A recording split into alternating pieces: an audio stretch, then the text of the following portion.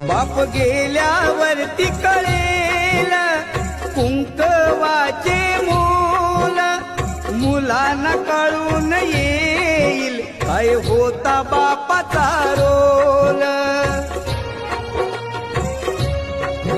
आई समजा रुक्मिणी माता, बापात विठ्ठल पहावा. या दोन दैवता कोटी पुन्हा पुन्हा मी जन्म घ्यावा. जपात्यांना त्यांच्या म्हातारपणी बाप माझा